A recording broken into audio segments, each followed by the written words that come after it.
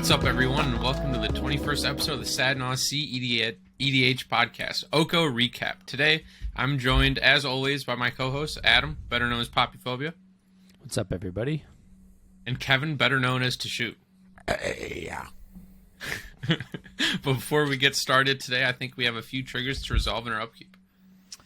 Yeah, thanks, Cian. So, to start, we're going to shout out all of our high-tier patrons. So, thank you to Doot, Usable Object, Senator Tom, Scorish, Jeff Bezos, Domino, and Geos Justin. The support from all of our patrons has been wonderful, and if you'd like to support us as well, you can at patreon.com/sadnaus. Now that Oko has come and gone, the next big cEDH event is going to be Eminence's Silicon Dynasty in San Jose, California, January 13th through the 15th. There are about 100 tickets left at the time of recording, and I will be there in attendance casting the entire tournament with my partner Shauna. So hopefully I'll get to see you there. And other than that, don't forget to smash the like button and hit subscribe. And if you're listening on a podcast platform like Apple or Spotify, make sure that you leave us a review and a rating because it'll help us reach new audiences. And with that, I think we're going to move to our main phase. So for today's main topic, we are going to be recapping Monarch's Okotoberfest and what our experiences were with the event. So both Kevin, Cian, and I were all in attendance, competing and fighting for a spot upon cEDH's temporary throne. Some of us did better than others, and today we're just going to talk about all of that. So let's get right into it. So, I got a question to ask you real quick, though, Adam, to begin with. What was your record? My record This man went from 0 to 3 real quick.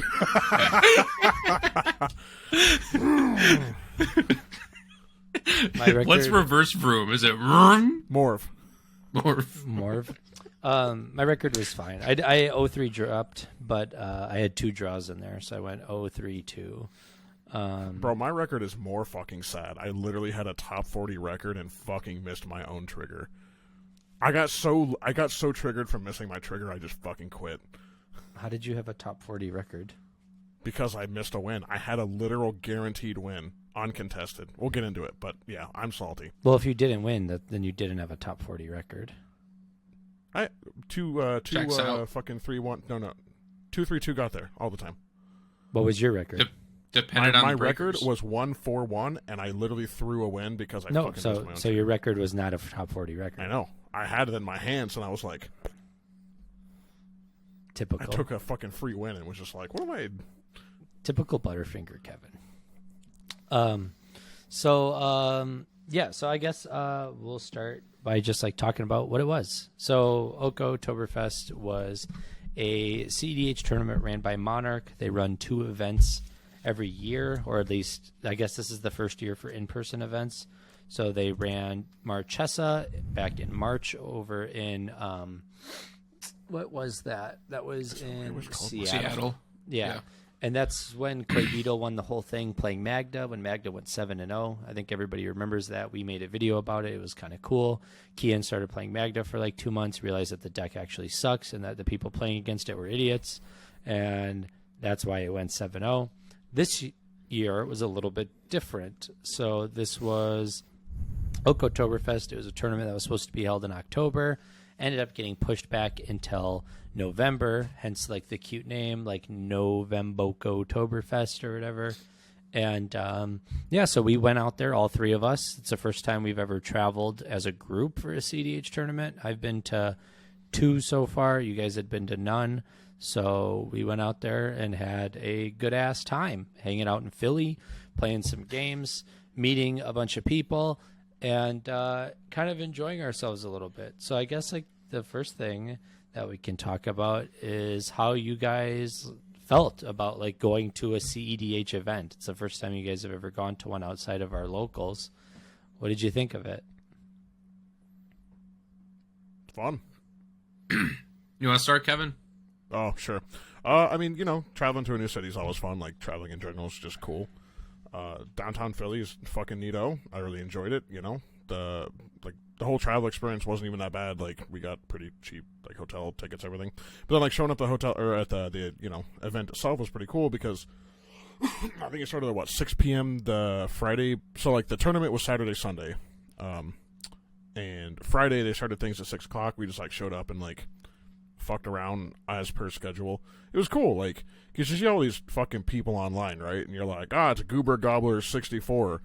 And then you see them and you're like, you're a real person. That's insane. How the fuck are you breathing? You're just a guy on the internet. And I don't know, it's cool. It's cool like seeing all these people play and like do well. And you see like fucking Elvis walking around recording shit, and you're like, hey, that's the coolest guy I've ever seen. I love his YouTube channel. You know? Tell you about it, Alan. Dude is fucking pimp cane walking. I love it. It was just fun. It was fun showing up at the tournament. But then like the actual tournament itself was like, I won't say poorly organized. It was organized. You know, it ran in the same way that a 97 Civic runs. Like, it'll get you there. You know, like it technically just driven you to work. But no, like it was a good event. I liked it. I think the 75-minute rounds were nice. I liked, you know, the decks people brought. I think people played well. Judges were incredible. They dealt with some real horse shit, and they fucking figured it out. Overall, I think it was a pretty solid tournament, you know, and I wish we had more tournaments closer to us because I liked the environment. I liked the aspect. Yeah.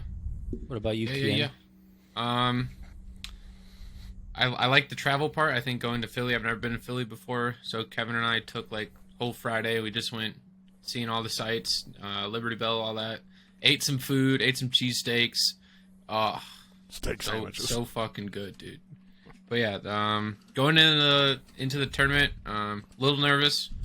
Wasn't really confident on the deck I was playing. But after like a couple games, I was like, okay, wow, Blue Farm is a good deck. Holy shit, who knew? I just have to put 2 brain cells in, and it works. Who would have thought, right? Who knew? It's almost like we ranked it our second highest deck in the format. Weird. Hey, wait, you mean the first highest deck? Yeah, we ranked it first, second. yeah. First. Our opinions, I think, have changed since then, but that will be for a different episode. A different tier list. Yeah, but other than that, it was weird to see, like Kevin said, just the people you interact via Discord, and then you see them, you're like, oh, hey. And then, like, you build up a picture in your mind of what they look like, and then you get there and they don't look like that, and it's like, oh. I'm mildly surprised. Mad respect for all the people that put their actual, real, fucking human face as their picture on Discord. Like, yeah, you're insane. Over the internet. You need to see a therapist, but, like, I'm glad you did, because it's fucking, it's great. I looked at you and I was like, I know who you are. Already. That's what I do. Yeah, Adam's a Chad. But yeah, like we met some people, some people in the community. Some people, like, not a lot of people, but like a decent amount of people came up. They're like, "Yo, hey, I like the podcast." I'm like, "What?" Yeah, that was so. We weird. have fans. The fuck. It was so surreal that we get like 200 fucking views on our YouTube videos, right? And some fucking dude in one of my games was just like, "Hey, I know your voice. Are you on that podcast?" And I was like, "Yeah." They're like, "Are you the American Dad guy?" Yes. That is Kevin. Yeah, that was my general thoughts. Adam, I know this was like kind of like the big culmination of like all your work, like trying to like meet people, network and stuff. This is kind of like the big event where everybody got together. Yeah, this was so like since we started the podcast, like a big goal of mine was to get us to the mainstream of cEDH, right? I thought that like if I can promote us, if I can get us to get on enough channels and do some things, that eventually we will be as popular, as well known as like the Mind Sculptors or as Into the North or any of these other big podcasts that we get a lot of inspiration from. So this was sort of like the proving ground for that, for us as a channel, right? To meet people, to see other content creators, and then meet fans. And it was very, what's the word I'm looking for? Like gratifying, right? Like it was confirmation that like it's been working, and what we've been doing, it has been making an impact on the community, even if it's a small one, which was like really cool, I think, for me as like someone who like my goal was to kind of make content that people would enjoy for cEDH. So like that was a lot of fun. And yeah, like to have people walk up and be like, yo, are you the Sadnaws guy? And I was like, yeah. And they're like, are the other guys here? And I'm like, this time they are. Like, let me go take you to meet them, right? Like, that was fun. And like, that was like so cool. And just like playing games and hanging out with friends and people that like I don't get to see very often. This is the first time that I got to meet Callahan from the Mind Sculptors. They were absolutely a fun time to be around. It was the first time that I got to meet Nicholas from Monarch and a bunch of the friends that I made while I worked at Monarch. I mean, I still work there, but you know, I'm an Eminence caster now, so I spend a lot less time on their team. So like getting to see all them for the first time and see all the hard work that they put into it, that was really fun. And it was like a grandiose event. I mean, we were at the Lowe's Hotel. You walk in, it felt like a Great Gatsby cEDH event. You know what I mean? Like you walk in and there's like big fancy pillars and artwork, or not artwork, but like all this cool decoration. And then you got guys walking around with drinks and stuff. Like, hey, this is kind of, you know, fancy. Yeah, you know what I'm saying? So it was a good time. Yeah, basically, just a little bit. But it was really fun. And then the vibe was great. I thought that everybody was like having a good time. And then, you know, getting to hang out with like Mikey and Chris and all of our other friends and make new friends for the first time. Like that was just like a load of fun. Seeing Alan again, seeing Rebel again. Like these are people that I genuinely like enjoy spending time with and hanging out with. Ian, you know, so it was really cool. It was just like a fun ass time. Get to make friends, see friends, and drink and get fucked up and eat, you know, copious amounts of food and play cEDH. And there's nothing better than that. On the drink thing, to all the people in Philly, all right, listen, you guys need to talk to your local lawn makers about closing liquor stores at fucking 8 p.m., dude. Like, yeah, let's go. That's not allowed here. Why can't Wisconsinites? Correct me if I'm wrong. I'm the only person here who was not, like, generally a Wisconsin person for most of their life. I don't know if both of you were born here, but I know you've been here for quite a while, right? Like, you were born here. Yeah. Years. So I'm the only person who has like who like was born out of state and has lived in different states. And when I moved here, I was like, what the fuck? Booze stores are open on Sunday? Like, all goddamn, that's crazy. Because most booze stores are closed on Sundays, and then like a lot of places close at like 9 p.m. anyways. These motherfuckers on a Sunday are out at like 10 or 11 a.m. at night and like, yo, let's get some booze at CVS. Like, listen, we had to celebrate, dude. I want my bottle of vodka. I couldn't even get that. It was funny that we were like walking, like, okay, there's a liquor store and it's like 5 p.m. Like, let's go to this liquor store. We go there and the liquor store is closed. Then we're like, well, there's a CVS. Let's go there and get some booze. And then the CVS didn't sell booze. And then we're like, well, here's a Target. They'll for sure have booze. They don't have booze. And we're like, well, here's a gas station. At least we can get booze there. Nobody at the gas station. Nobody had booze at all. I'm like, what the hell, dude? I can't even walk into like a daycare without seeing someone selling booze in Wisconsin. Not even a beer in sight. Yeah, it was just funny. And, you know, that maybe it was on us for not getting booze on Friday or Saturday, but we wanted to celebrate, and we'll talk about why in a minute. But, like, yeah, it was just funny. Like, no, they couldn't find alcohol in Philly unless we went to a bar, which we weren't really down for at the time. But I just like how it's second thought or, like, second nature for us. Oh, the liquor store is open 24/7 or 7 days a week, bro. Let's go get a bottle real quick. Yeah, I guess no. Liquor stores aren't open on Sundays as much as we think they should be. How else are you supposed to deal with church? We'll go down by the Quick Trip and get a set of 175 while we're there, okay? Yeah, it's like that simple. I just put it in my bag there. Oh yeah, speaking of Quick Trips, bro, they got Wawas out there. Yo, Wawas are pretty good, but you know, Quick Trips are better. For all those East Coast people in the comments, you can suck my dick. Quick Trips are better. Nothing compares to Quick Trip, but Wawa does a pretty good job, I'd say. Bro, have you been to Buc-ee's? Yes, bro. And Quick Trips is better. I don't even know what Buc-ee's are literally the size of like Omega Walmarts. I went into a Buc-ee's once that had 134 different types of jerky. They had 3 different soda machines with 24 different flavors, and each one was different. Yeah, why do you need that much stuff? Because it's fucking Texas, bro. See, it's not. Listen. Like, quantity does not compare to quality, and Quick Trip is quality. True. Cap. Doubt X. Doubt. Really? Wow. Doubt. Bet. Cap. Bet. But other than that, like, the tournament was good. I mean, so like this is a new version of their tournament software, SquireBot. It did an alright job. I was kind of pissed off that like the pairings were so fucked up.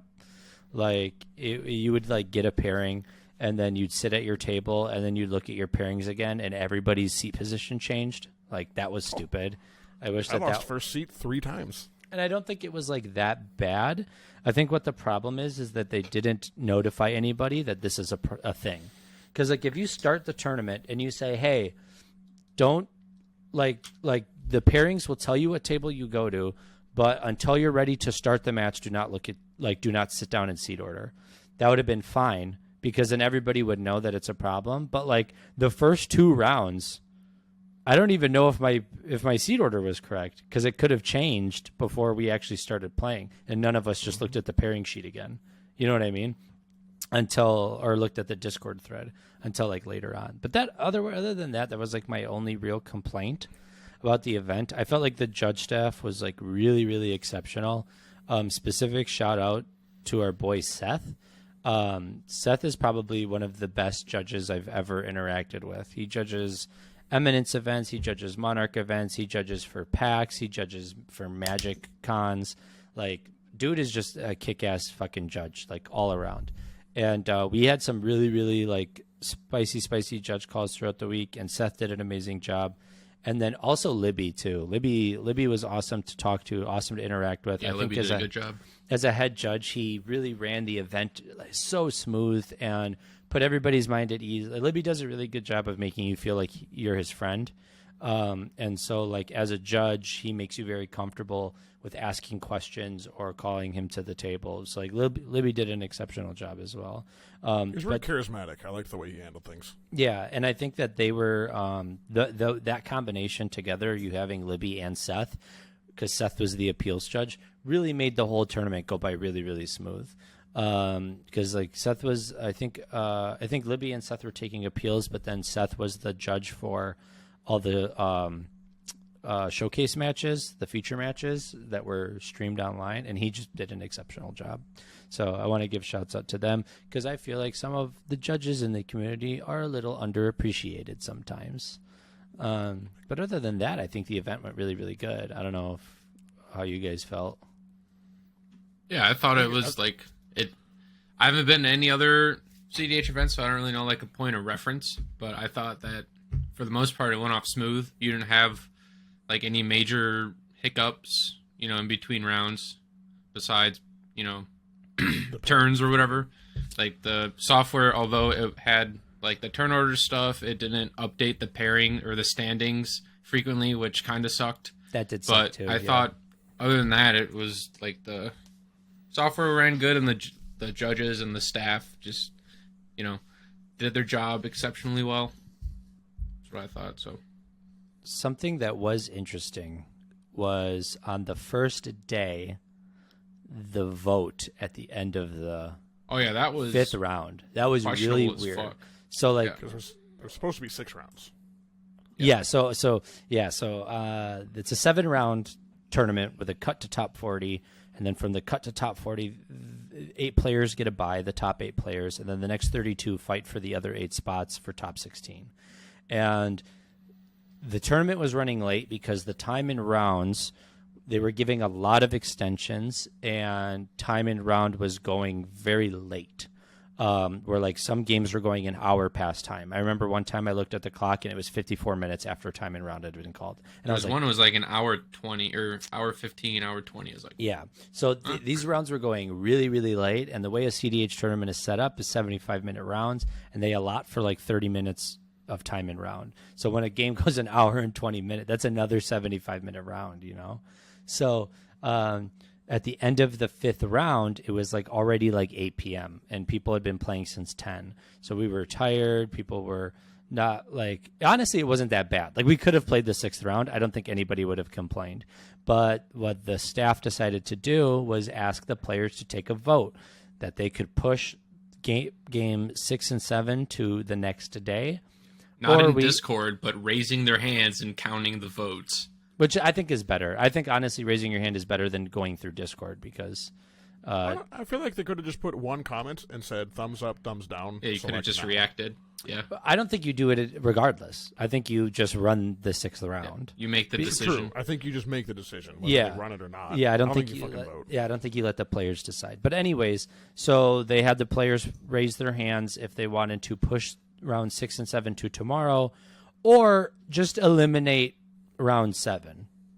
which I thought was a horrible option. I thought that was the shittiest option you could give people. It's like, okay, we can either push. I thought the option should have been push both games till tomorrow, or we just play it out as scheduled. But instead, the two options you got were push it till tomorrow, or we eliminate a round and ruin all the standings. At the time, I was one. God, let me think about this. I had 5 games. I was 1-2, I think. Maybe 1-1. I can't remember.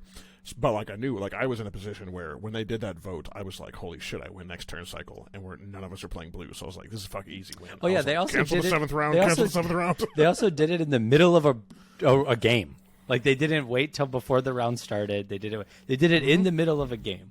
So like I was in a position where our table already elected a draw because it gave us better chances for the 6th and 7th round because we were in a 3-person pod. So we elected to draw, and then if they would have eliminated the 7th game, You'd have been fucked. we just don't make it. So like it was just funny as shit, and I thought that was kind of a blunder, but it ended up working out. Everybody voted to push the games to the following day, and then the following day was a really good day for play. And it was a long day for those that made it to the final pod, but for everybody else, it was a fucking nice ass short day. But yeah, so we can delve into how we did. So Kevin, why don't you talk about how you did? So my overall record wasn't great. I think I ended 1. I only played 6 of the 7 rounds, which I'll get to that later. I have a whole spiel on it. I think I went 1-3-2 of my 6 rounds, which is like statistically like pretty average. I was playing Gitrog for fun because I wanted to bring the Pimp Mobile, and I didn't feel like building Nagila fully at the time, which I now have. I had a couple noteworthy games. I died to a 14-14 double striking trampling land because my Beseiju got deflecting swatted. I fucking skamazed people, and like I had people at my table PogChamp because they were like, "Holy shit, he sacked a land to make a green to fucking channel Beseiju to kill the land to survive. Holy shit!" And then the guy deflecting swatted it. So that's how I got bumped out of the tournament, basically. But my 5th game, the one that got interrupted by the vote, I had a Gitrog win. I had a guaranteed win on board. I just had to not fuck it up. Crack LED, discard Kozilek. Fucking just forget that trigger. Keep doing stuff. Some guy goes, "Can I see your exile?" And I go, "Yeah, of course, bud." And he's like, "How do you plan to win the game without a Titan trigger?" And I was like, "I've got the cut." Fuck. They called a judge, and then they were like, "Vote on the table." Everyone said, "Fuck no, you cannot shuffle. You're absolutely not." So I threw a free win, and this was right after we did the vote, where I was like, "Oh shit, if I get my 2nd win, doing the math, like I'm pretty much guaranteed top 40." So I was fucking salty at me. It was very grumpy at me because they were sitting there like, "Oh, how do you win through chains of Mephistopheles?" And I was like explaining these complicated loops, and I was like fucking sacking Dakmor and shit. It was really cool, and they were like, "How do you shuffle?" And I was like, "Oops." Did you not have the other Titan? No, I exiled it. I plunged into darkness for like 33 or some crazy shit. Found my Dakmor, and I fucking went for it because that was the tutor I had, right? So like I just went YOLO, and it worked. I won the game. Until I just decided to shit my pants and fucking lose on purpose, I guess. This is why you gotta be like all the other Gitrog pilots and run 3 shuffle effects. I don't even think there's Gaia's Blessing? Bad card. There's the green one. Anywho, well then when they let Emrakul free, I'll do it. Fuck a Naus. I'll run Pier, Emrakul, Kozilek. We don't give a shit. No, it was fun though. I mean, I had a good time. Okay, so this is we'll probably get to like top 16 later. I think we were in the 0-2-1 pod, so like the kind of the dipshit section. Like we were all fucking bad. We were all losing a lot of games. And then I saw a cool guy, John from the Gemstone Mine. Very, very nice. Playing the goofiest, at quote his words, nonsense ever. It was some fucking weird Azorius commander. I don't even know what it is. It was some background commander. It was like it was like Gale and some other. Yeah, some wonky fucking bullshit. Honestly, something that I would normally be like, haha, dog heck emoji, this is bad. So anywho, I play a frog game, and I beat him, right? So I put him into the 0-3-1. So he has 3 games left. We shake, we talk, we exchange tokens, we talk about our little, fucking... We did the... content creator. We did the token exchange. Yeah, it was nice. And then, turns around, after game 7, John comes up to me, and he's like, "Hey, bud, I got 3 wins. I'm in top 40. And I was like, "John, I left you at 0-3-1. What did you do, and how are you so good at this game? He turned it around. I know. Yeah, but that was my only frog win, my only official frog win. And I'll get to this later, but this is when I was at a low point. And Cian was at a low point for some reason. Cian was like fucking 2-2, 2-3 something? 2-3. I think you were at 2-4. You were at 2-4 or something. 2-4, yeah. You were doing well. You were doing genuinely well. And this motherfucker says to me, I want to drop and play Pauper. And I was like, Cian, honey, even if you lose your next game and go 2-5, there's a small chance you get in because of the wins you got. Your breakers are good. And if you get a tie or better, you're guaranteed top 40. Do not fucking quit on me. The fucking Super Saiyan Dragon Ball Super where Vegeta eats himself off the cliff and is like, Goku, take my last blue ball. I gave Cian my blue ball. And I said, you that fucking, doesn't sound good at all. I went into Discord and saw Varlas exclamation T drop, and I said, fuck you, go undrop. And he did. And this motherfucker you got another win, right? You got a win. Yep. Well, that's not Which important. leads me into Let's talk about my game. Let's talk about what Adam we'll did. suspense Let's Cian give the lowdown on the 03 drop man himself. World Sacred renowned. guy drop. So yeah, I had some really intense games, and I only had one blunder, and that blunder led me to lose. So my first game was fucked up. All right, that game was fucked. I was going fourth in turn order, and we had a Yeva player going first, and we got fucking demolished by the Yeva player. It was one of those instances where, like, when you see that monocolor decks do well in tournaments, I know exactly why now, because nobody gives a fuck about them. They're just like, what is that deck gonna do? Nothing. They only have one color, and it's like, hey, fuckheads, look at what's going on. There's a fucking. They might be on the short bus, but they can still fucking ride. They make 8 mana, and they copy shit, and they have an Ashaya on board. We're gonna die. So like, it was just funny. It was like me, another TNT player, I think, or it was Timna or Thrasios Bruce. And then someone playing. No, Thrasios Bruce is good. Thrasios Bruce. No, that deck's 4. good. TNT is bad. Oh, TNT is bad now. And then a Corvold player, and like my turn one was like land dork go, and then my dork got gilded draked. Oh, who fucking does that? Holy shit! Oh my god! I was like, all right, well. And then nobody touched the board state of the Yeva player, and the Yeva player just kind of ran away with the game on turn 4. And they made a bunch of copies of whatever fucking that. I don't even know green cards anymore, dude. Whatever that green fucking fat guy is that draws 3 cards every time at ETBs. So they just drew their library and won with some fucking Ashaya combo because all their creatures were lands, and you can't cyclonic rift it. Fucking green commons from like 13 years ago. Yeah. So they just ran away with the game. So that was my game 1. My game 2, I had the win. I went for the win, and I'm an idiot. I did that thing where I tried to big brain myself. I had Sacred Guide in play. I put my Thoracle on the stack, but before I put my Thoracle on the stack, I'm like, if they have removal, I should exile my library first. So I exile my library, put my Thoracle on the stack. They just counter my Thoracle, and then I lose the game. Yeah, that one was bad because I had a Pact of Negation in hand. So I'm like, I got counter spells for the counter spells, and a person who was tapped out. And I applaud this player for playing so well. They were tapped out, had no interaction, had 4 cards in hand. The 4 cards in hand were Force of Will, Force of Negation, and 2 other blue cards.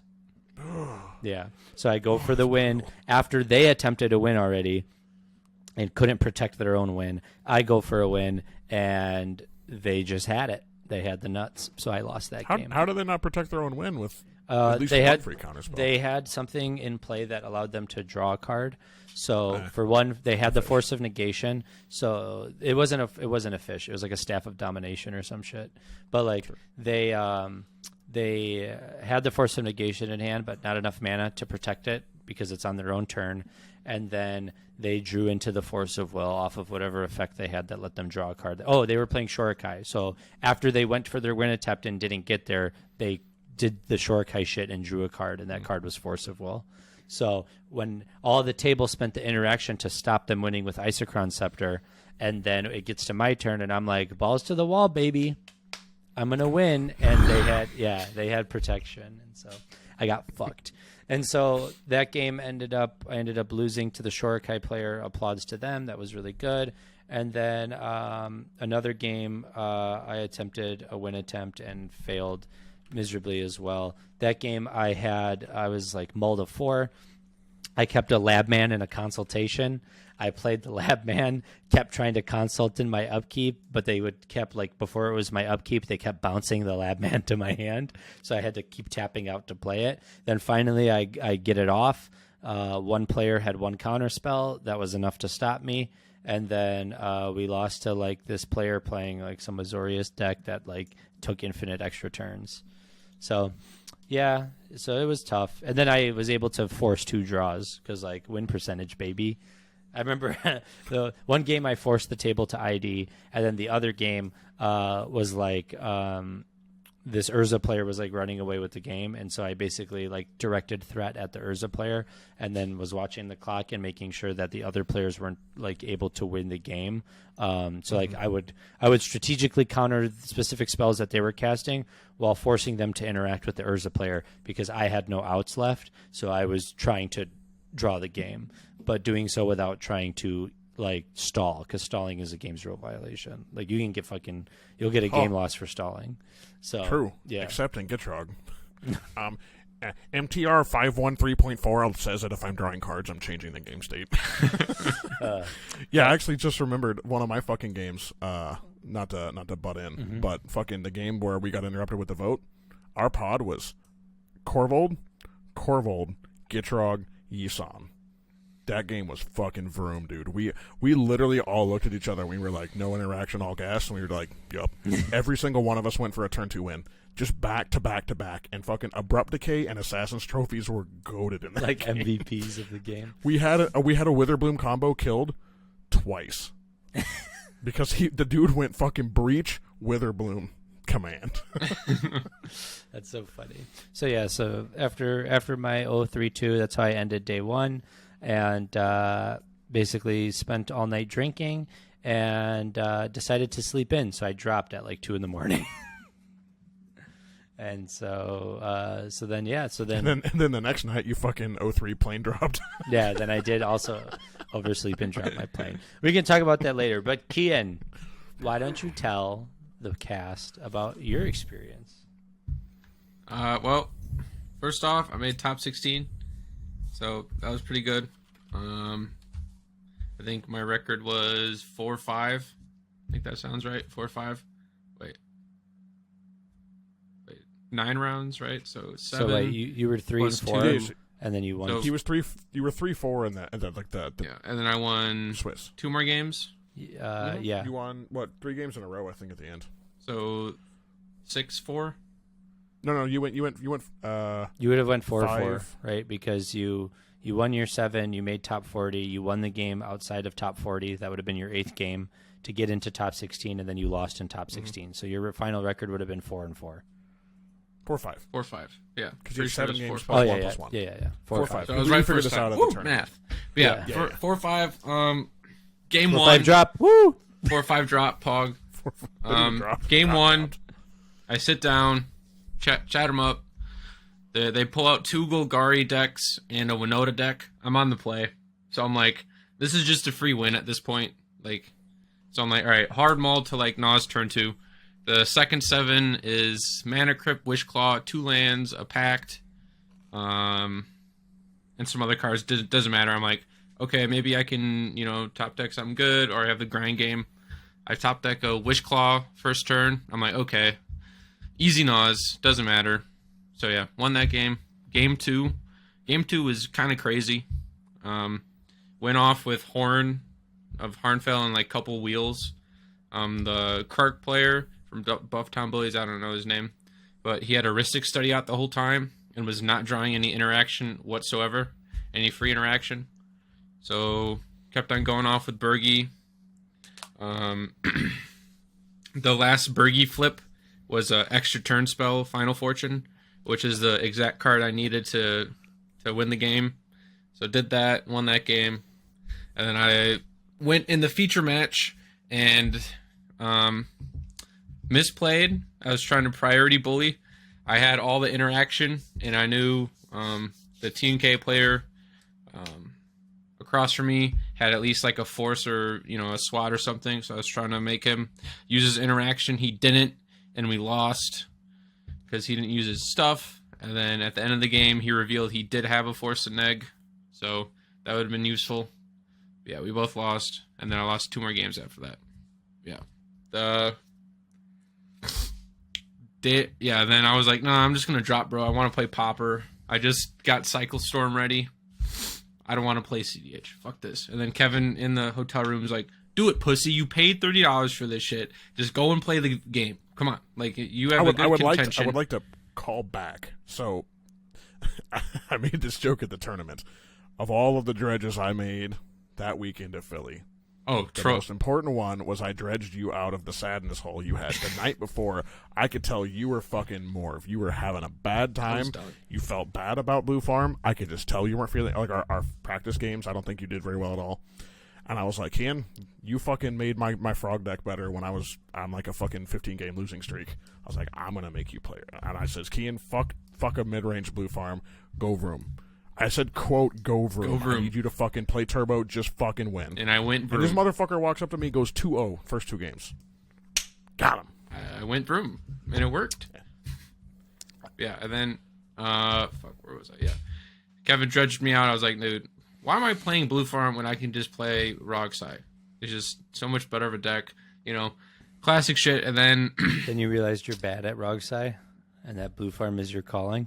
Shut up, 03, sacred fucking copium. I think I'm better at Rogsai than Blue Farm, TBH. Really? But I think you are too, honestly. Well, here, how about this? I think that you pilot Blue Farm better into our meta than you do Rogsai, because you kind of get blown the fuck out when you play Rogsai. I got it. You got to go for it. Vroom. You sip the fucking gender fluid in the car a little too hard. You're like, I'm gonna go fucking Vroom, bro. Give me the fucking windshield wiper. I'll take some gas and some oil. And you just chug the whole car. You just fucking Vroom it. Yeah, Vroom. Vroom. Yeah, I don't know. But anyways, day 2. The first pod, day 2. First pod, day 2. I sit down. I'm like, all right, I have to win this game. I'm not gonna lose this game. I sit down, there's Urza, Magda, and Tameshi. I'm like, okay, a dockside hand with the Naus would be pretty sick here. I'm going second. Urza molds to 5. I'm like, all right, cool. My second 7 is City of Traders, Chrome Mox, Dockside, Mystical Tutor. I'm like, and another lane. I'm like, okay, I can win this game. So I'm like, all right, land, pass. And then Tameshi goes 2 Graph Digger's Cage and another artifact. Magda player goes 3 artifacts, pass. And then Urza plays 2 artifacts and pass. I'm like, Vroom in time, Mystical Tutor, Adnaz. Get Adnaz on top, dockside.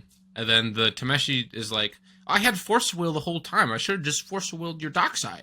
I just assumed you had counter spells. So, like, I should have just Force Willed it. I'm like, that's what you get for sandbagging, buddy. Then I walked away. Was that you had a game? You came up to me and you told me that you won. You were like a turn 2 Blue Farmed them, and I was like, hell yeah, bro. Yeah, and then they were very salty. They're like, of course, Blue Farm, of course, he has the dockside. They were all saying that. I'm like, funniest fucking shit ever. Literally right after we had that conversation, I sat down for round 3 and I got turn 2 Blue Farmed. I went land dork pass and then fucking got up from the table after that because I got fucking raw dogged. Got vroomed. Mm-hmm. Yeah, that was pretty good. And then the most stressful game of CDH I've ever had. Ever played by anyone. Honestly, I wouldn't doubt it. I've got a random piece of information in the middle of your game that will help add to it. Okay. So, start. So, top 40, I'm like, oh, sick, I made it. I just have to beat this next pod. I was like, okay, I don't care. I made day 2, or made top 40. I don't care at this point. We're doing better than Kevin Adam. I can hold it over them. I don't care. Sit down. I'm against Sick Robot Reed from Into the North. The same TNK player that lost us the game in the feature match on game 3. And then I forgot his name. He was on Wilnog, What's the Wernog and the Gruul one?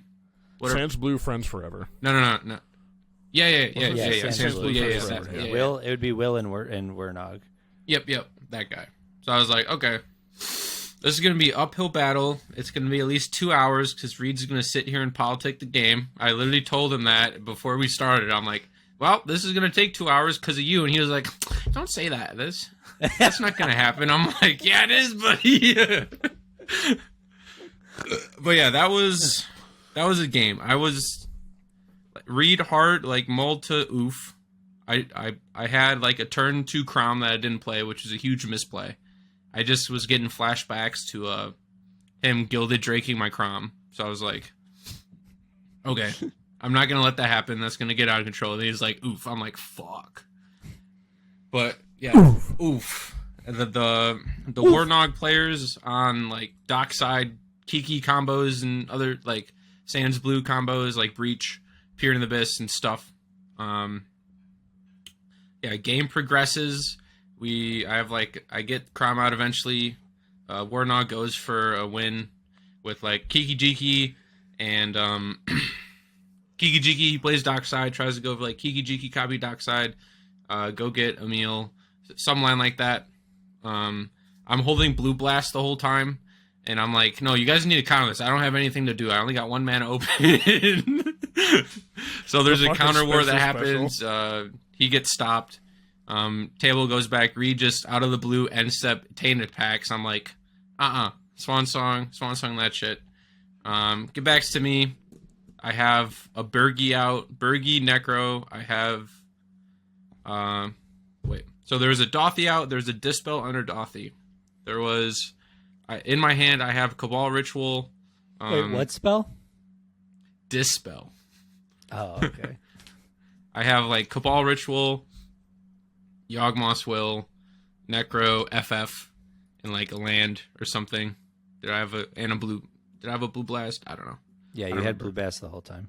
Yeah, but I had so I Cabal Ritual hoping he would use a Dispel. Reed Exiles the one of my Reed Exiles a card from my bin to make my Cabal Ritual worse because it would take away a threshold. So I played Necro. I'm like, all right, main phase is Final Fortune, Bergie trigger. It gets countered. I'm like, okay, that's okay. I'm like, all right, I'm like, all right, Yawgmoth's Will, Bergie trigger. They're like, okay, that resolves.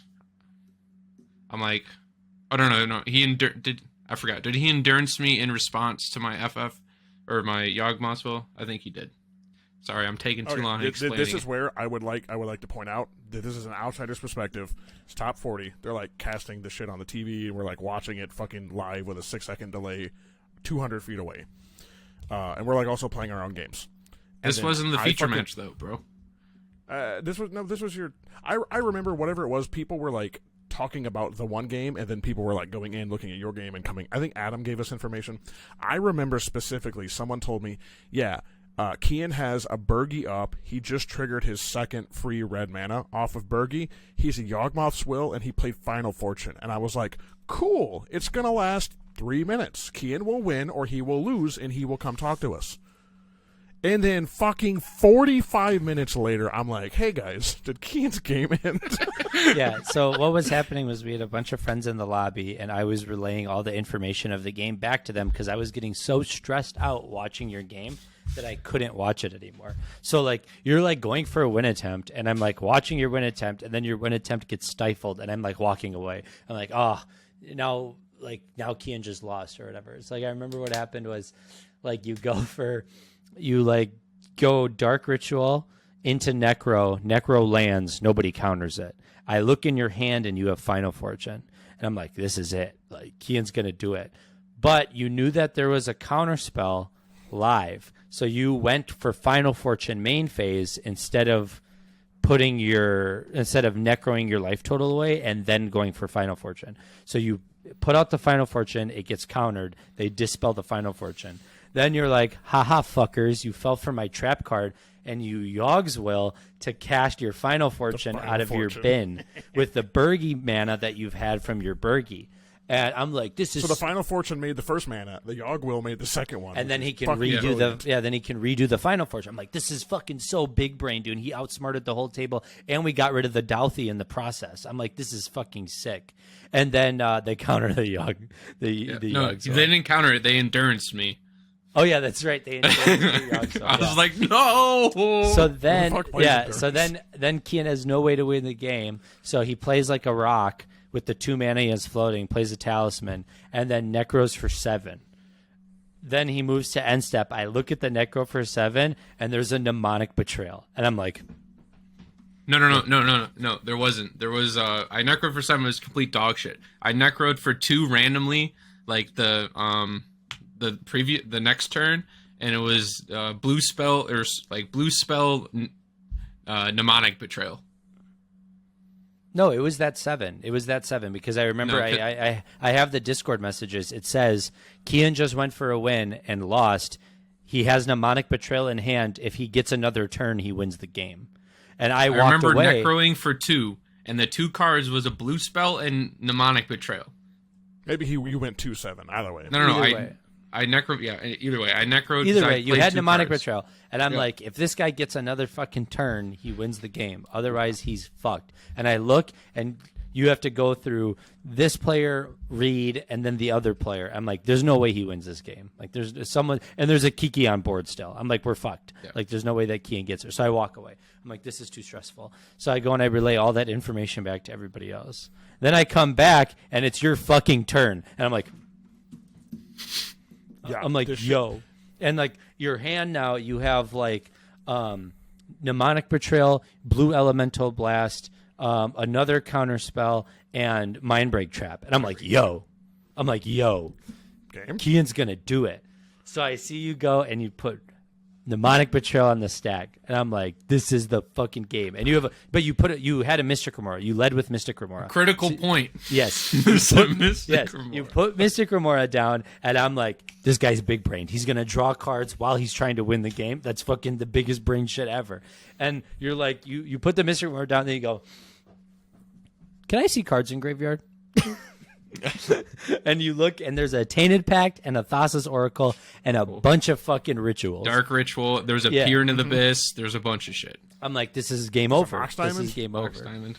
Yeah. So Cian goes, okay, Mnemonic Betrayal. By the way, this is at the point where people are like, they have heard, because I've been running everywhere telling everybody, like, this is Sad Naus versus Into the North. Like, this is the game of all games, right? This is Reed, who's an established tournament player who makes every top 16, and then Cian, who loses to his fucking Vroom on the internet, who loses with Thassa's Oracle ETB on the stack after he cast a successful consultation. Like, this is David and Goliath, okay? And so everybody knows this, and like, this is the last game before top 16. You guys are the last game going. So like, there's a big crowd of people, and it's like intense, and everybody's watching, and I'm recording the game. I have the camera set up. I'm like recording the game, and you put the Mystic Remora down. Mystic Remora resolves. Then you put Mnemonic Betrayal down, and let me say, Mnemonic Betrayal did not resolve for 45 minutes. Mnemonic Betrayal remained on the stack for 45 minutes, and what had happened was there was a bit of a counter war. Someone led with a counter spell. You, I believe, countered it back. Then they Mindbreak trapped, targeting. Yeah, they Mindbreak trapped everything on your board, and there was an Esper Sentinel and a Fish Trigger. No. What happened was, so that he Limdun's Vault. He went to go get Mindbreak Trap, and I knew he went to go get Mindbreak Trap because he asked, "Oh, you cast 3 spells this turn?" I'm like, yeah. He's like, oh, yeah. Let me Limdun's Vault. All right, I'll pay 15. I'll put this card on top. I have an Esper Sentinel. If anybody can cast a spell and not pay for it, I'm gonna draw this Mindbreak Trap. So that's the pretext to what happens next. Mm-hmm. So, yeah. So I go. Yeah, Adam, you explain the judge call because I'm so mad. So they get Mindbreak Trap, and they put their Mind Break Trap on the stack, targeting every spell that you've cast, including the Mnemonic Patrol, which is on the stack. With that Mind Break Trap, there is a trigger. There's an Esper Sentinel trigger and a fish trigger. Cian's fish trigger. So there's a little bit of politicking going on at the table. And Reed is kind of, the way that Reed plays is he kind of denotes game actions at the table. And to what had happened is the Esper Sentinel trigger would go on the stack first because it's Apnap and you're the active player. So the Esper Sentinel would resolve. So what Reed's exact words was you're going to draw and you're going to draw. Esper Sentinel's going to go on first. And then Reed goes, okay, draw your card. And then says to you, Cian, you draw next. So Cian picks up the card that he's supposed to draw from Mystic Remora. When that happens, Reed looks at the player next to him and says, wait, did you pass priority on the draw trigger? Because you have time to respond. Anticipating that player had interaction that they would want to use before you got to draw. With that being the case, the large crowd of people, they're all watching this happen. And you say, my bad, and you put the card back on your deck. And Reed is like, okay, cool, like, we figured that out. And then you'll have priority. And then someone from the crowd who Morgan, I'll give credit where credit is due because this is the correct thing. He goes, you should probably call a judge for that. And everybody looks up at Morgan, and everybody looks back at the table, and Reed goes, yeah, I should probably call a judge. So they call a judge over. Now, I will preface this by denoting the reason why that's important. The reason why that is important is because if Reed does not call the judge there, Morgan has every right to call a judge instead. If someone from outside of the game calls a judge when there is a known game rules violation, the entire table gets a GRV and gets a warning because they are not upholding the game state. So if Morgan were to call the judge there, you, Reed, and the other two players would get a GRV and get a warning. And if you get two warnings for the same thing in the same game, you get awarded a game loss. So Reed wants to avoid that as much as possible. And Reed knows that Morgan will call the judge if he doesn't. So it's just better for Reed to call the judge. So Reed calls the judge. That judge call took 20 minutes to resolve. The gist of the judge call is basically that Cian drew an extra card when he was not supposed to because the trigger had not resolved. Because there were spectators, people were able to confirm what the card Cian drew was. Which shout out to Dan. Shout out to Dan. Dan D-Train. Literally saved Cian's fucking He's life. a patron of ours. He's a patron of Into the North. He's a super awesome player. He was very honest and upfront about the game state. He was able to note that card. The reason why this is relevant is because the card that Cian drew from the Mystic Remora was a deflecting swat.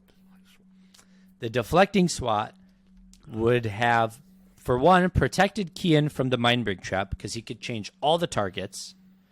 And two, because of the way that the game state was set up, if this wasn't the exact ruling that it was, what would happen is there's two rulings in this situation. You have looking at extra cards, and then there's a the other one is like discernible information. Yeah, discernible information, which is basically it's the problem with fucking Sylvan Library, where if you draw too many cards and you mix your hand, you're like, well, which cards were from that and which So if Cian were to have drawn the card, no one else at the table would know what the card is except for Cian.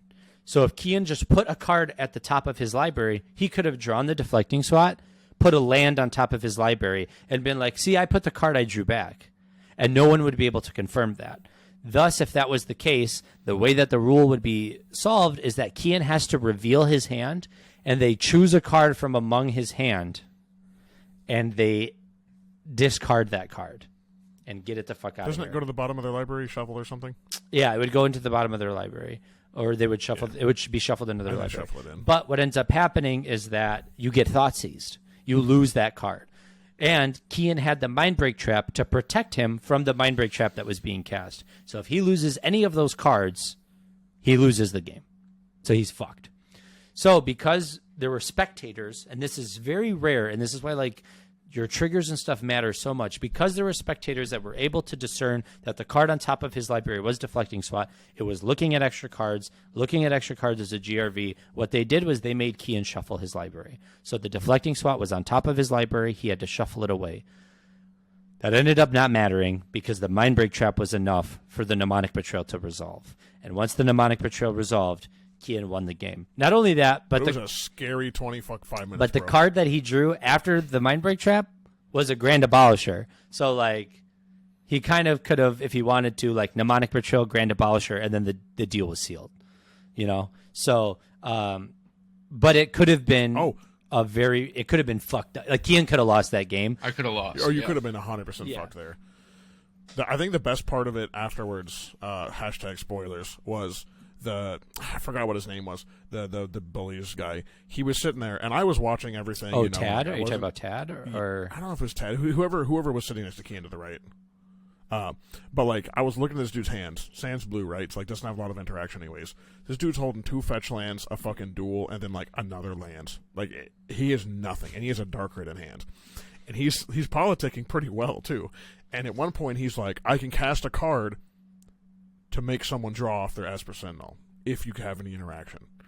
And it was just the dark red. He didn't have anything else. He had nothing to spend the mana on. He had no board. He had 4 fucking lands in hand, and it was wonderful. Dude casts his dark red at some point. You know, they do the Esper Sentinel, they draw cards, right? And then, like, I remember when finally all the horseshit had stopped, and finally it went fucking into the Northman. Priority. Pass. Other player with blue. Priority. This dude's like, guess I'll pass. And everyone's sitting there intense, like, oh god, what's going to happen? And I'm like, this motherfucker has 4 lands. He's not going to do anything. I knew Cian had won. And then he cast Darkrit off of the Mnemonic Betrayal, casting Thassa's Oracle and fucking DC or Tainted The Darkrit ended up because of the Darkrit ended up mattering a lot too, like a lot, like a whole lot, because there wasn't because you only ended with 2 spare mana, I think.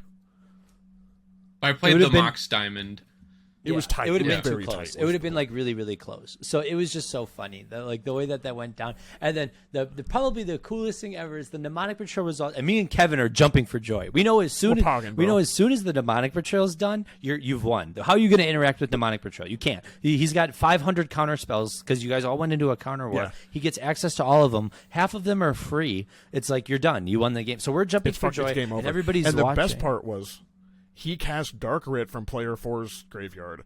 Thassa's Oracle from player 1's graveyard, and TP from player 2's graveyard. It was just so funny. And I was like, bro, you literally took 3 decks and were like, I have the Thanos stones. Well, and like what's funny is we've done episodes where we're like, Mnemonic Betrayal is not great for tournaments. It's like good for metas and stuff like that. Yeah. And then like you end up winning the game with it. And then finally, like you play the Thassa's Oracle and everybody's like watching. And then you play the Consultation and then they still make priority go around. And then Reed's like, yeah, I think you got it. And then everybody just starts clapping. He was like, yeah, everybody was clapping. I was like, and then afterwards, Cian and I like we fucking pogged off. We went and like got some shit, and then like I think we talked about the game, and I was like, oh hey, you had a Mox Diamond. You could have played that Abolisher, and he was like, what? Yeah, I forgot. I was flustered because that judge call, the time it took, it was just like. It made me nervous, dude. It made all of us nervous. So we were freaking the fuck out when Dan was like, "Hey, I have information. I know what the card was," and then the judge like took him to a corner to talk to him. Yeah, Dan, thank you. You saved my life, dude. Straight up. And then the fucking judge sexily sits on the counter and is like, "Let me check the card." That's Seth. Like, that's Seth. Yeah, Seth. And then put it back down and was like, "The card is the confirmed thing that the spectator said." Yeah. We were like, "Whew, Cian's good." Yeah. Touchdown. It was cool. And like talking with Morgan and Reed about it. What was really cool is that like Morgan and Reed. Morgan also, by the way, said that you had drawn the Deflecting Swat, and it was because like from their eyes, like even though like that's a goofy situation, the last thing they want is the game to be changed because of a mistake, right? Like the last thing they want to see is you discard the mind break trap because, and like you lose the game because of that, because the table voted to take the mind break trap out of your hand. You know what I mean? Like nobody wants to see that because then it doesn't feel fair that someone else won. And so, like, I think everybody was happy with how that ended up happening. Like, right. a missed like, triggers. I get the judge call. I made a mistake. Like, I'm not mad about that, right? Yeah, I fucked up. Yeah. It just sucks that we kind of practice with like social aspects, and I think I'm doing it not as a fucking a joke on Cian. I legitimately am like heuristic study trigger priority everyone around, because like after seeing Cian get almost fucking memed on with his meme betrayal on the stack, I'm like, we're not fucking making the mistake. I don't care if we're drunk at 4 a.m. I'm asking for priority because I'm not getting fucked on like he did. Yeah, and like I like, dude, just like moving through phases, like just like after watching like how these tournaments go down, I play like a tournament player now. Like I play every game like it's a tournament. Like even practice games. No, I'm serious. Even practice games. I'll move to my upkeep, and before I draw my upkeep, I say any effects, and if nobody says anything, then I draw my card. You know what I mean? Like I'm not gonna. Oh, I mean, my staple on fucking on webcam is I'll be like untap, upkeep, and I do this, and I'm like draw, cool. Yeah.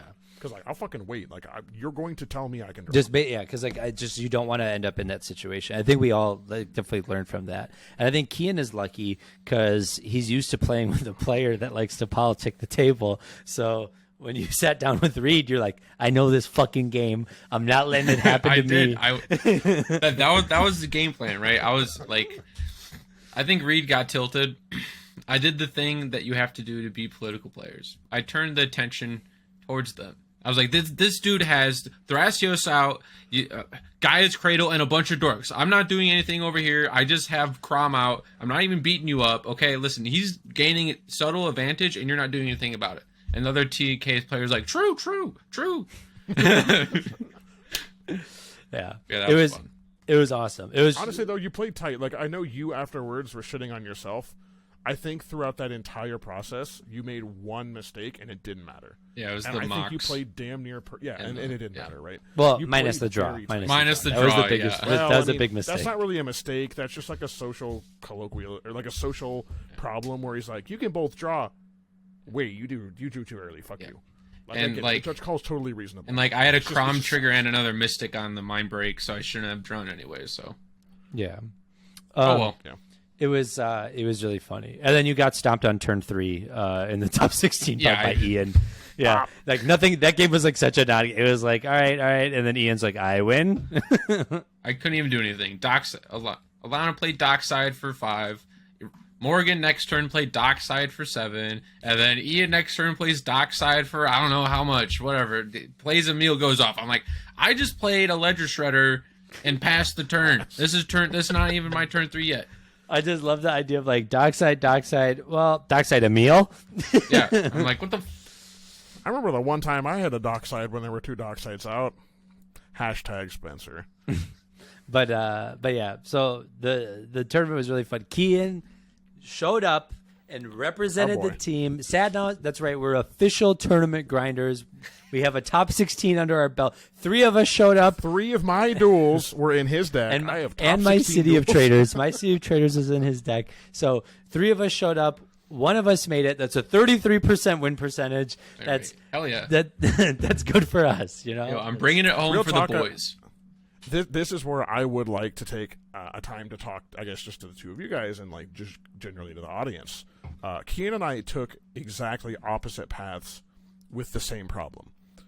I felt down in the dumps because I was playing like shit, and I made mistakes, and they actually cost me games. I was tired after playing all those games, and I didn't want to play anymore. Cian was in the same position, but a slightly better record than me. But he just fucking vroomed it. He just went forward and said, I'm going to play. I succumbed, whatever the fuck it is. Succumbed sounds wrong. So probably succumbed to my own mental stress, and I was like, fuck this, I quit. And I think tournaments do that to you. They literally grind you down. Like, any stressful thing grinds you down. This can apply to just life in general, right? Like, I gave up when I literally had no reason to. I just fucking sat there and ate an egg sandwich for like an hour. I should have just played my 7th game. I should have not fucked up my triggers, but that happens, right? And I think something you've got to be prepared for in a tournament is like, it's literally not over till the fat lady sings. If I had won my 7th game, I had points to get to top 40. and I fucking gave up for whatever reason. Yeah. Right? It was the same thing Like, for even without my fuck up. Yeah, it was the same thing for me, right? Like I was 0-3-2, but 2-3-2 was a guaranteed top 40. So I could have shown up on the next day, played game 6 and game 7, and if I won out, I made top 40. I just had to win 2 games after not winning the last 5. Which isn't unreal though. Look what happened with John from the Gemstone Mine. Yeah, no, like John was up, 0-3-1 and he finished the day 3-3-1. Yeah, and it's like because your opponents get easier as you lose. Yeah. Like so yeah, that's the truth though. And so like I gave up too, and like I'm glad that Cian didn't give up because it made for such like a cool moment for us as a group. But at the same time, I think me and you come from that spot where it's like we probably should have played, and like seeing Cian and seeing John make it all the way, it was like, yeah, big regret. We probably should have Huge played. regret. Yeah, especially like being like if I lost the next game and I was 0-4-2, then I'll drop because then there's no way you make it. But like if you have a chance, you should play through because you'll never know. Like Cian thought like he was ready to drop at game 6. He's like, fuck this, I don't want to be here, I'm done, blah, blah, blah, blah. And then made top 16, beat one of the best players to ever, touch a cEDH deck. And it made for this coolest story ever. Like it was like so much fun. And it was such a cool moment for us as a friend group. Cause like, I still remember I'm glad we recorded the video too. So yeah, we'll have that forever. Moral of the story, yeah. Do not fucking count yourself out until you are mathematically fucked. Mm-hmm. At that point, you can go get a steak sandwich and you can fucking cry in the bathroom. Even if you're mathematically Until that fucked, like let me and Kevin just fucking play. Let me, You paid yeah. for the game. Well, let me and Kevin know. We'll bust some kneecaps, and all of a sudden now you're in the top 40. Who would have known? But I will say, small highlight of mine. It was the whole reason I bought Frog was just to fucking flex the foils. Right. Mm-hmm. Game 1, I go for it doesn't matter. I go for a crop rotation. This dude's like, I'm going to oppo you. I'm like, yeah, cool. I expected it. You had 3 mana. It happens. And he says, I'm going to get your cradle. I want that cradle. And I said, yeah, okay. And I fucking pull out my deck and I pull through it. And I'm like, you want to look through it? Like, you can. He said, no, I don't care. Just give me the cradle. And he's like, yeah, I'll look at your hand too. And so I gave him my hand. And then I pulled my cradle out and I flopped it down. And it's the foil judge promo. This dude puts his hands up and goes, I am not fucking touching it. Everyone at the table's like, yo, can I check that shit out? And so, like, we had, like, I was fucked. Like, my game was lost. Like, I was like, whatever. I went for a win, and I fucking biffed it. But got to show off the cradle. You won on the inside. This was my personal highlight, Kevin, when you got to meet Mitch, and you guys got to show up. Yep. Mitch, our buddy Mitch, he's from Michigan. He's friends with our friends Alana and Dan, was like Kevin's polar opposite. Kevin has like a fully foiled, fleshed out, fancy like Gitrog deck, and then Mitch is like, "Would you like to see my fully original printing Gitrog deck?" And we're like, "Wait, what?" And he's like, "Alpha Demonic Detutor, Beta Soul Ring, Guru Base," and we're like, "Yo, what the fuck is?" And Adam literally runs out into the fucking little conference area where we're dicking off and eating sandwiches, and he's like, "Kevin, you gotta get it right now." And I'm like, "Okay, like what's going?" He's like, "You gotta get it right now. There's a fucking frog player. You gotta fuck frog player." And I was like, "A frog together strong." And so I ran in there with my deck, and he's like, "You guys gotta look at your decks." And we just like, I whipped out my big fucking dumb frog deck, and he whipped his out. We had like $45,000 on the table, just chilling. I like how he was out of all the like the cEDH decks, whatever people build, whoever builds Gitrog, like whenever you see a person that actually plays Frog, it's always like either fully foiled out or it has like the most flex shit in it. It's like always ballin'. I'll tell you why. Your deck is stressful to play. You don't have a lot of colors, so you're not like you're thinking really hard about how to put the fucking square block into the square hole. And once you get there, you go fucking vroom as hell. But it's hard to get the block into the hole sometimes. So you buy cool cards because you play bad cards because you're playing black-green. And then you're like, look at this fucking 22-year-old foil that I play. Nobody else even fucking knows this card exists. But yeah, I think overall the weekend was really fun. I think we had like a really great time. And I would definitely like do it again. I know that there's a nationals tournament going on for Eminence that's going to be like 2 hours from our house. So I'm pretty sure everyone's invited. I'm pretty sure we're all going to that one. We'll have more information on that soon. But yeah, I think that like more of these events is going to be really fun. And like for us, like locally, we have the Midwest Gaming Classic this year. That's going to be really fun. Like we're grinders, you know. Even though Cian lost Scrubland to Eric playing Hamster yesterday, like don't even get me started, dude. That was so the biggest bad. punt of my life. Bro, I got fucking dicked on by a channel card I've never heard of. Adam's just mad that I out-politicked him. when did you out-politic me? I didn't. Oh, I was gonna say, yeah. Oh, I forgot about our game. How did our game? I don't even know what happened in our game. Brian tried to go with the win. I had Ristic study out. He curiosity on Niv. Or you tried a dockside. I said, Adam, you gotta counter this stuff, bro. You have you have two forces in your hand. I tried to win 3 times, remember? I tried to win with Derevi, I tried to win with Druid's Repository, then I tried to Savine's Wreck, and I there was just so much on the board that I couldn't do it. You didn't Savine's Wreck though. Because I couldn't, because there's a Graph Digger's game. There's a Graph Digger's turn 2. Yeah. I intuitioned knowing I could Savine's Wreck my Derevi, and then was hoping someone would get rid of the Graph Digger's game. No one did. Yeah. What you call it?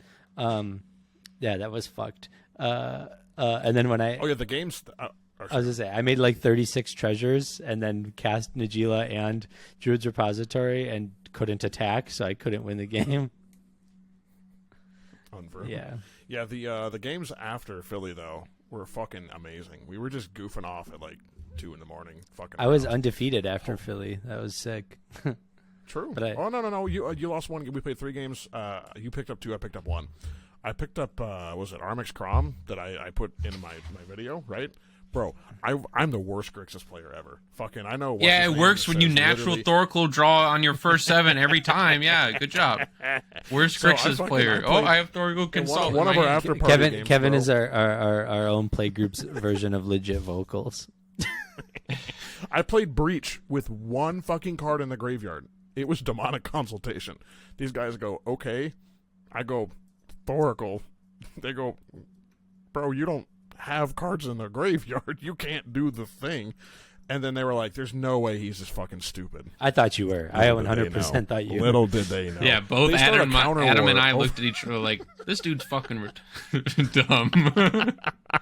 So, like, they're like, he can't. You gotta have something. No one just fucking does this. So we start a fucking counter war for like 10 minutes. Eventually, all the counters in my hand becomes the fuel for the Demonic Consultation, and I'm like, get fucked out, played you. I bigger brained you. I'm Grixis. I did the bigger brain. I did the bigger brain, and it worked out. But guess what? It didn't work out, because that was the game you took off your pants because you got Mind Break Trap. Because 2 separate times a Fish Trigger fucking drew a free counter spell, and I even drew one. Someone else fucking got a free counter spell, and I was like, oh, I got my Crom Trigger. Oh, Mind Break Trap. Oh, Trigger Fish. Oh, Mind Break Trap. And yeah. Anywho, those games were fun. I literally ripped my pants off and screamed. Grixis is fun. Everyone should play Grixis. Moral of the story. Fuck friendship. Fuck confidence. Just play Grixis. Yes, very much so. I agree with that statement. But other than that, I think that's kind of all we got for today. Next week, we're going to have an episode with Brian Koval, who like won the whole thing, who's a good friend of ours. So Bosch and Roll himself. Yeah, that's going to be awesome. It's going to be me, Cian, and Brian. So that's going to be sick. So make sure you stick around for that, because we got real questions to ask Brian. Okay, none of that foo-foo lame shit. None of that. Well, what do you think about 60 card versus CD? No, we're talking about real stuff like casual EDH and all the things that Brian loves. Yeah, real shit. You should ask him about international politics. Keep it real fucking Wait. But other than that, unless you guys have anything you want to wrap up with, I think I'm going to move to the cleanup. All good? Good to go to cleanup. All right. So, make sure that priority passes before we resolve, and then before we draw a card, and then we'll move to cleanup. So, again, we'd like to thank all of our high-tier patrons: Doot, Usable Object, Senator Tom, Scorus, Jeff Bezos, Domino, and Geos Justin. Thank you guys so much for the support. The support from our patrons is what makes us here at Sad Naus continue to pump out amazing content. Remember, that content is coming bi-weekly now. And, if you want to support us on Patreon, make sure you do so at patreon.com/sadnaus. We're doing a big overhaul to the Patreon. We're going to update a bunch of shit. 2023 is going to be a big year for us. Our goal is to hit 1,000 subs. So if we can do that, it's going to be awesome. And we're going to do a bunch of giveaways, a bunch of cool tournaments. We're going to be doing a lot of stuff for the community on our end because now we have money to do that thanks to our patrons. So it's really cool to have that. For those of you that haven't joined our Discord, I'm getting fucking tired of saying it, okay? Fucking click the link, all right? Like, I'm pissed off about it, all right? He's angry. Yeah, I want you. Whoa. Okay, Kevin's got a knife. Wait. We can't. No, but join the Discord, man. It's so much fun in there. We got our little community. We got all our inside jokes, and you're missing out on them. You don't even know what they're. And you get to shit on Adam and Clark. It's fucking okay. Well, there's a lot Bro, of. we post the race car emoji like 4 times a day. There's a lot of that. You're missing out on all the fun. After. You're missing out on all the fun. So get in there, be a part of it. Join the Sad Naus cult. I can't say that probably. It's probably like legal things, but just like cult. Sure. Yeah, fuck it. Whatever. Okay, let's go. Whatever you want us to be. And that was there you go. There you go. And I was gonna say, finally, whether you're listening on YouTube, Spotify, Apple Podcast, or anywhere else, like, subscribe, leave a comment, drop us a review, share us with your friends, share us with your mom, share us with your grandpa. We know we just had Thanksgiving. I hope you were playing our videos on the Thanksgiving dinner table because that's the type of shit that we're into. It helps with growing our channel and gives us the ability to work with new people and reach new audiences like the Mind Sculptors. I know that me and Cian are trying to guest on their show. We've been talking about doing other shows. It's like all this cool stuff that we get to do because you guys support us. So let us support you. And with that, we're going to end the episode. So have a great week. Next week, we're interviewing Brian Koval. Make sure you check in for that. Stay tuned for that. And we'll see you. And dude, this is for you. All right, I'm sorry. I apologize for that.